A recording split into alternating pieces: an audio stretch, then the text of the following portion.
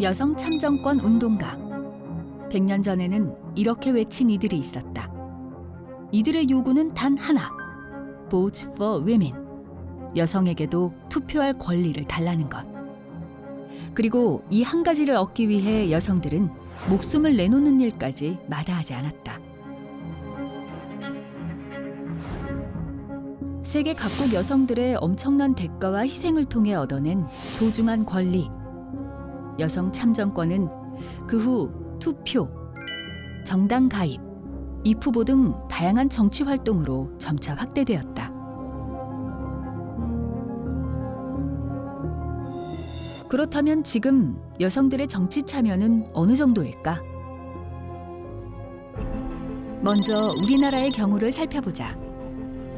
우리나라 여성 참정권의 출발점을 찾기 위해서는 일제 강점기로 거슬러 올라가야 한다. 3.1 운동이 일어나고 한 달 뒤인 1919년 4월 11일, 대한민국 임시정부가 수립된다.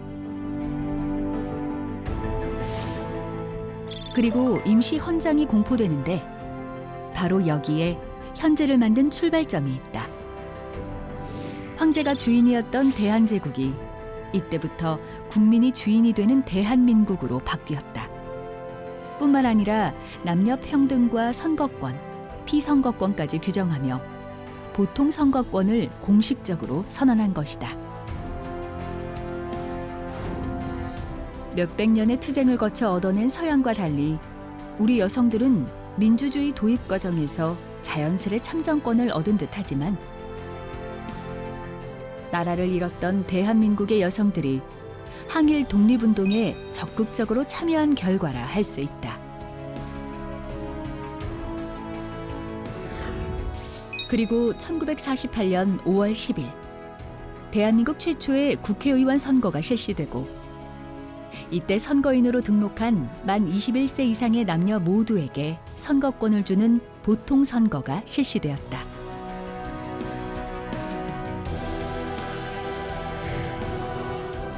그렇다면 70여 년이 지나는 동안 우리나라 여성들의 정치 활동은 얼마나 발전했을지 궁금해진다.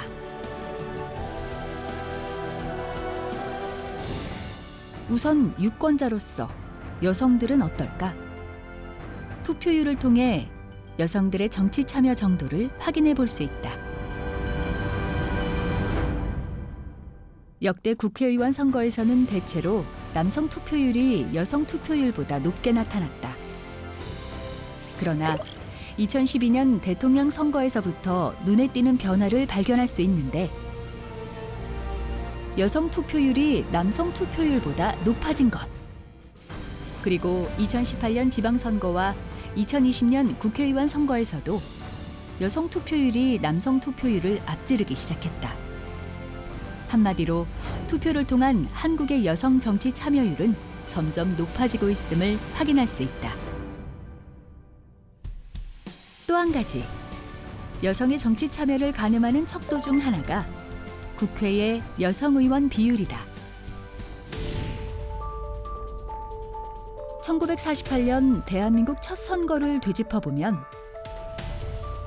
당시 선거권을 가진 사람은 미국 대다수의 주처럼 선거인으로 등록해야 투표를 할 수 있었는데 이때 여성의 등록률이 무려 89%였다.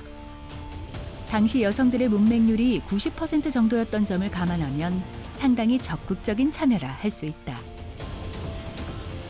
하지만 총 후보자 948명 중 여성 후보자는 19명으로 이 또한 전원 낙선에 당시 여성들이 직접적인 정치 활동 참여에는 한계를 보였던 것이다. 다음 해인 1949년 최초의 여성 국회의원이 선출되면서 여성 정치의 희망을 보여주었다. 하지만 현재 57명이 되기까지 무려 72년이 걸렸다. 긴 여정에도 불구하고 2021년 4월 국제의원연맹이 발표한 결과에 따르면 우리나라 여성 국회의원 비율은 19.0%로 세계 평균 25.5%에 크게 미치지 못하고 있는 것으로 나타났다. 조사 대상 193개국 중 121위, OECD 37개국 중에는 33위에 머무른 것이다. 세계적으로 여성 의원의 비율은 꾸준히 증가하는 추세를 보이고 있다. 1945년 제2차 세계대전 종전 직후 전 세계 국회의원 중 여성이 차지하는 평균 비율은 3.0%에 불과했었다. 이 비율은 10년 후인 1955년에 7.5%, 그 후 10년마다 8.1%, 10.9%,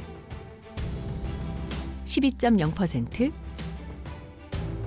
11.6%로 꾸준히 증가하여 2021년 25.5%에 이르고 있다.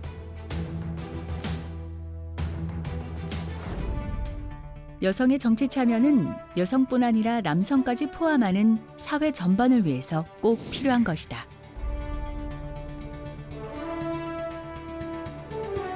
그래서 세계 각국에서는 여성 정치인의 수를 인위적으로라도 늘릴 수 있는 적극적인 제도를 도입하고 있다.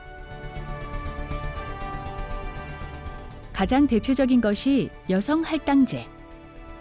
여성 할당제는 여성의 사회, 공직 진출을 위해 여성에게 일정 비율 이상의 자리를 할당하는 제도다. 그중 여성 할당제는 여성의 정치 참여를 가장 단기간에 높일 수 있는 제도로 평가받고 있는데, 세계 각국에서는 여성 할당제를 어떻게 적용하고 그 효과는 어느 정도인지 알아보자.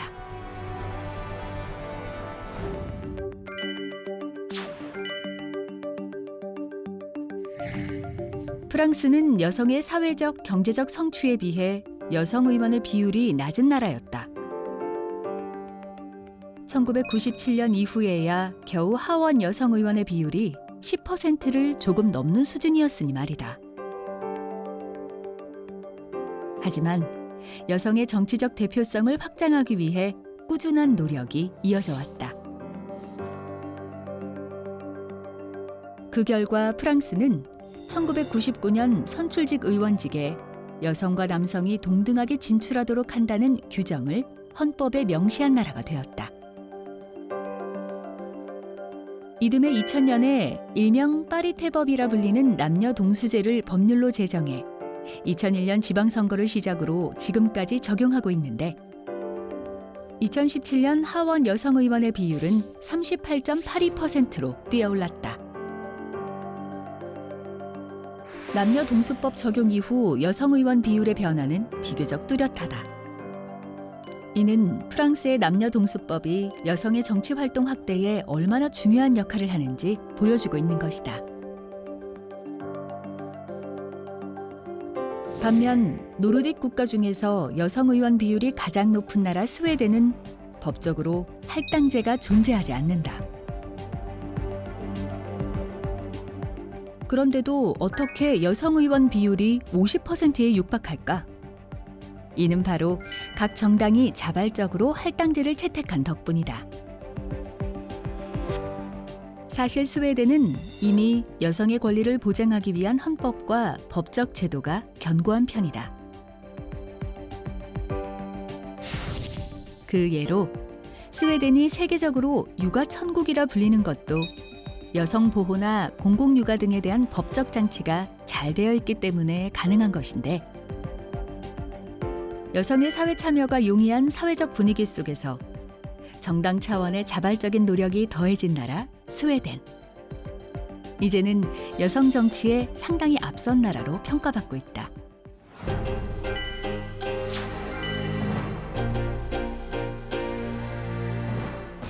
(2019년 2월) 기준 OECD 회원국 중 여성 의원 비율이 가장 높았던 나라는 멕시코.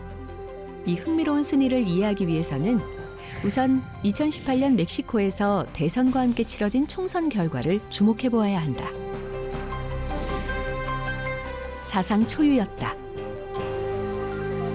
여성 당선자 비율이 상원에서 51%, 하원에서 48.2%로 멕시코는 세계에서 유일하게 여성 상원의원 당선자 수가 남성 상원의원 당선자 수보다 많은 나라가 된 것이다.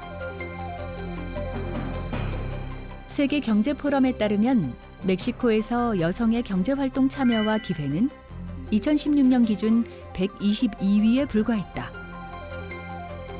한마디로 양성평등이 정착된 나라로 보기에는 어렵다는 것인데, 그럼 어떻게 이 같은 결과가 가능했던 것일까?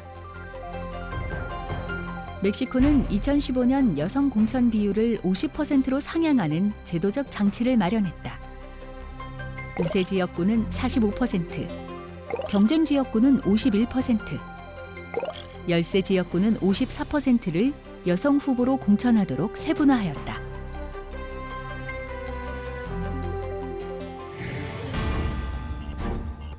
그럼 1위를 한 멕시코와 반대로 OECD 회원국 37개국 중 최하위 37위를 기록한 나라는 어디일까? 바로 일본. 일본의 중의원 여성 의원 비율은 9.9%로 그야말로 최저 수준이다. 그렇다면 일본은 여성의 정치 참여를 위한 제도가 전혀 없는 것일까? 그렇진 않다.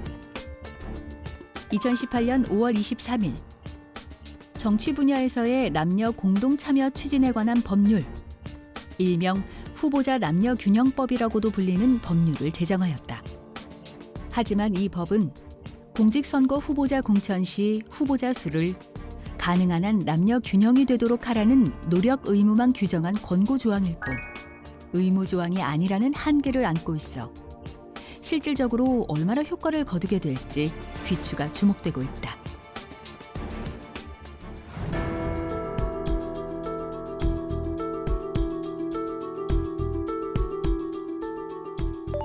우리나라 여성할당제는 2000년 여성의무추천제를 시작으로 도입되었다.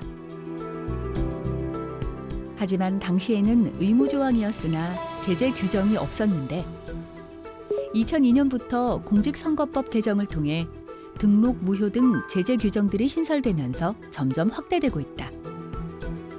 그러나 우리나라는 지역구 의원에 비해 그 수가 적은 비례대표의 여성할당제가 치중해 있기 때문에 그 효과가 크지 않은 실정이다. 이러한 제도적 한계점을 보완하기 위한 대안 중 하나로 남녀 동수제도 논의되고 있다. OECD 회원국 37개국 중 33위에 머물러 있는 우리나라는 좀 더 다양한 방안의 모색이 절실하다. 여성의 정치 참여를 가장 단기간에 높일 수 있는 제도, 여성할당제. 하지만 한편에서는 이런 우대 조치가 필요한 걸까라는 불만의 목소리가 있다. 실제로 독일에서는 얼마 전 주의회의 여성할당제가 위헌 결정이 나기도 했다. 정당별로 여성 공천 할당제를 채택하고 있는 독일. 2019년 튀링엔주에서는 비례대표 공천 남녀 동수법을 통과시켰었는데 튀링엔주 헌법재판소는 2020년 이 법안을 위헌 판결했다. 법률이 정당의 후보자 결정권을 침해하고 주 시민의 자유롭고 평등한 선거권을 침해한다는 이유에서다. 이처럼 양날의 칼이 될 수 있는 여성할당제를 놓고 찬반은 계속되고 있는데 그럼에도 OECD 회원국 대부분이 공직선거에서 여성할당제를 채택하는 이유가 궁금해진다. 2014년 미국 여성문제연구기관인 여성정책연구원 보고서가 그 대답이 될 듯하다. 미국에서는 1917년 제닛 랭킨이 여성으로는 처음으로 하원 의원에 당선됐고 최초의 여성 상원 의원으로는 1922년에 레베카 레티머 펠튼이 당선되었다. 그렇게 의회에 진출하기 시작한 여성 의원은 2013년 113대 연방의회에서 그 비율이 18.5%로 나타났다. 만약 1917년 이후 여성 의원의 증가 속도가 이대로 유지된다면 미국 연방의회에서 여성 의원의 수와 남성 의원의 수가 같아지는 때는 2121년이 될 것이라는 전망을 내놓은 것이다. 국회에서 남녀 비율이 평등해지기를 바라며 앞으로 100년을 더 기다려야 한다는 것은 누가 봐도 좋지 않은 방법임이 분명하다. 만약 우리나라도 여성 할당제가 없었다면 여성 의원 비율 19%까지 갈 수 있었을까? 결국 좀 더 빠른 민주주의의 질적 향상을 위해서 여성 할당제와 같은 적극적인 제도가 활용되고 있지만 남녀 비율이 일정 수준에 도달할 경우 여성이라는 특정 성이 아닌 양성 할당제로 그 이름이 바뀌어야 할 것이다.